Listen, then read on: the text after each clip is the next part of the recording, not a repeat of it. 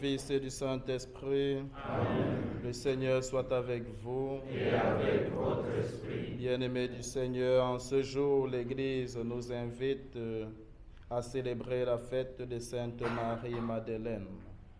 Au cours de cette célébration eucharistique, demandons au Seigneur de raviver en nos cœurs la passion pour l'annonce de l'Évangile. Pour célébrer dignement le mystère de cette Sainte Eucharistie, reconnaissons que nous avons péché et implorons la miséricorde de Dieu.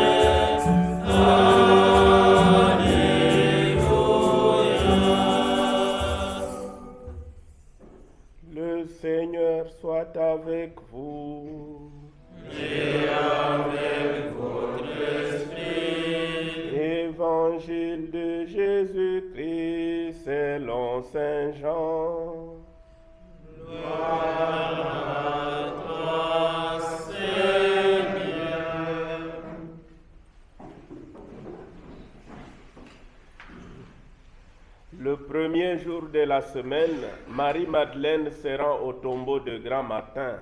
C'était encore les ténèbres. Elle s'aperçoit que la pierre a été enlevée du tombeau. Elle se tenait près du tombeau, au dehors, tout en pleurs. Et en pleurant, elle se pencha vers le tombeau. Elle aperçoit deux anges vêtus de blanc, assis l'un à la tête et l'autre aux pieds, à l'endroit où avait reposé le corps de Jésus. Il lui demande, « Femme, pourquoi pleures-tu » Elle leur répond, « On a enlevé mon Seigneur et je ne sais pas où on l'a déposé. » Ayant dit cela, elle se retourna. Elle aperçoit Jésus qui se tenait là, mais elle ne savait pas que c'était Jésus. Jésus lui dit, « Femme, pourquoi pleures-tu? Qui cherches-tu » Le prenant pour le jardinier, elle lui répond, « Si c'est toi qui l'as emporté, dis-moi où tu l'as déposé et moi j'irai le prendre. » Jésus lui dit alors, « Marie !» S'étant retournée, elle lui dit en hébreu, « Rabouni !» c'est-à-dire « Maître !» Jésus reprend, « Ne me retiens pas car je ne suis pas encore monté vers le Père.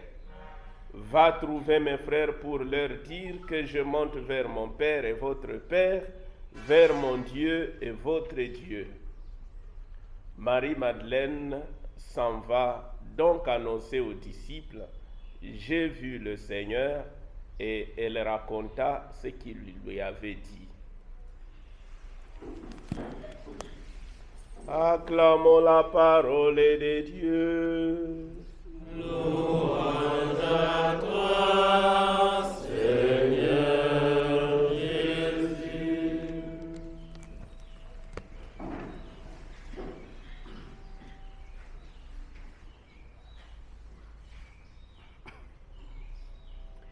Bien-aimés du Seigneur, lorsque l'Église, notre Mère, nous invite à faire mémoire ou à célébrer un saint, c'est d'abord pour demander l'intercession de ces saints, de demander à ces saints de prier pour nous, de nous accompagner par sa prière. Aussi, c'est pour nous proposer, nous les chrétiens, des modèles à suivre, des vertus à imiter. L'Église nous invite à incarner ou alors à chercher à incarner les valeurs qui habitaient le saint ou la sainte qu'elle propose à notre vénération. Et aujourd'hui, l'Église nous invite à fêter Sainte Marie-Madeleine, que je peux dire une grande sainte, une femme qui a aimé Jésus. La preuve de cet amour, c'est qu'elle a accompagné Jésus sur le chemin de sa passion. Elle a accompagné Jésus jusqu'à sa croix. Et dans l'évangile d'aujourd'hui, nous avons écouté que de bonne heure, très tôt le matin, alors que le soleil ne s'était pas encore levé, elle était déjà au tombeau, signe de cet amour grand qui l'habitait, signe de cet amour qu'elle avait envers Jésus. Marie-Madeleine également, c'est une femme qui a fait l'expérience de la miséricorde de Dieu dans sa vie. Elle a fait l'expérience de la guérison dans sa vie. Voilà pourquoi elle avait un grand amour avec Jésus qui lui a montré l'amour et la miséricorde de Dieu. De Marie-Madeleine, nous pouvons dire beaucoup de choses, mais en ce matin, j'aimerais me centrer sur deux éléments qui sont présents dans l'évangile que nous venons d'écouter. La première des choses, Marie-Madeleine sera au tombeau en larmes, très triste, parce qu'elle a perdu quelqu'un qu'elle aimait. Elle a perdu Jésus. Certainement, son cœur était meurtri, son cœur était plein de souffrance, plein de tristesse. Et l'Évangile nous dit qu'elle était en larmes. Elle se penche vers le tombeau. Elle trouve que le tombeau est vide. J'ose dire, elle fait l'expérience de l'absence de Jésus. Au plein cœur de sa souffrance, elle a comme l'impression que Jésus n'est pas là. J'ai comme l'impression que Marie-Madeleine, c'est le prototype de cette personne-là qui souffre. Et chacun d'entre nous, à un certain moment de notre vie et de notre existence, nous avons fait l'expérience de la souffrance. Ça peut être la maladie des enfants, ça peut être des problèmes dans notre foyer. On n'arrive plus à dialoguer avec le mari, on n'arrive plus à dialoguer avec les enfants. Ça peut être des soucis professionnels. On perd le travail. Depuis des années, on cherche un emploi digne. On ne trouve pas. Ça peut être des conflits en famille. Je pense que chacun d'entre nous, à un certain moment de sa vie, a déjà fait l'expérience de la souffrance et s'est senti abandonné. A eu comme l'impression que Dieu était absent.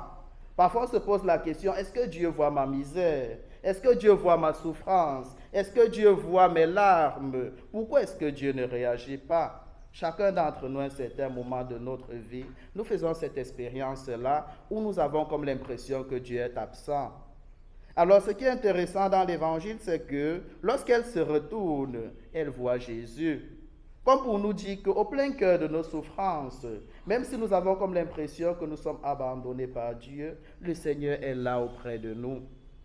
Le Seigneur nous accompagne. Le Seigneur connaît nos misères mieux que nous-mêmes. Le Seigneur connaît nos tristesses mieux que nous-mêmes. Et c'est ça la grandeur de la foi. La foi doit nous aider à découvrir, à percevoir que le Seigneur est là, qu'il souffre avec nous, qu'il nous accompagne dans de bons moments comme dans des moments de tristesse, dans des moments de désolation. Notre foi doit nous aider à découvrir la présence de Jésus à chaque instant dans notre vie. Ça, c'est la beauté de la foi, c'est la grandeur de la foi. Découvrir que le Seigneur est avec nous dans ce moment de crise, dans ce moment de difficulté, dans ce moment où nous vivons l'expérience de la trahison. Découvrir que le Seigneur est là et qu'il fait chemin avec nous.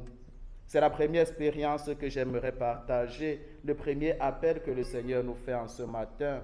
Apprendre à découvrir sa présence dans nos vies et de manière spéciale pendant les moments de tristesse. Le deuxième élément que j'aimerais souligner, c'est que Marie-Madeleine devient témoin de la résurrection. Et l'évangile d'aujourd'hui nous présente, je peux dire, 3 étapes ou 3 éléments qui constitue comme la base de l'identité missionnaire, qui peut faire également de nous des témoins de la résurrection de Jésus. La première des choses, Marie-Madeleine sort, elle va à la recherche de Jésus, elle va au tombeau de Jésus. J'ai comme l'impression qu'elle a une certaine soif de Dieu, soif de rester avec celui qu'elle aimait. Cette soif-là doit nous habiter constamment, nous les chrétiens. Avoir la soif de Dieu, la soif de la recherche de Dieu, rechercher Dieu chaque jour de notre vie. La deuxième étape pour le deuxième élément, c'est quoi? C'est faire l'expérience de la rencontre avec Jésus ressuscité. Marie-Madeleine a fait la rencontre avec Jésus ressuscité. Une rencontre tellement forte, une rencontre tellement profonde que j'ose dire qu'elle a transformé sa vie. Nous également chrétiens, nous les chrétiens, nous devons chercher et prendre soin de ces moments de rencontre-là avec le Seigneur. Et le lieu par excellence pour rencontrer le Seigneur, c'est à travers le sacrement de l'Eucharistie.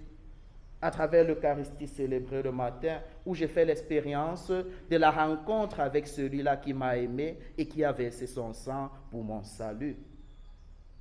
Nous serons missionnaires, nous serons témoins de la résurrection dans la mesure où nous aurons fait une rencontre fructueuse avec celui-là qui a versé son sang pour nous. La qualité de notre être missionnaire dépendra de la qualité de la rencontre avec Jésus.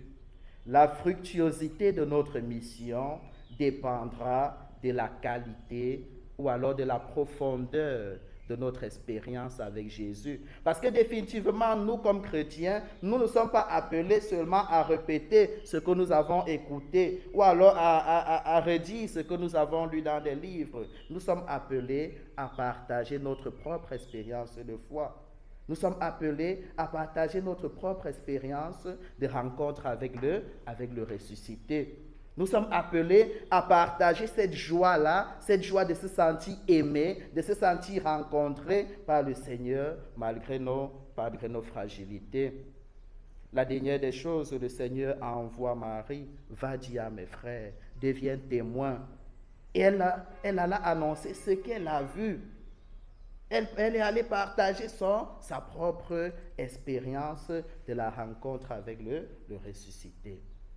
Bien-aimés du Seigneur, demandons au Seigneur au cours de cette sainte célébration eucharistique de renouveler constamment en nous le désir de nous rencontrer avec lui et de faire chemin avec lui.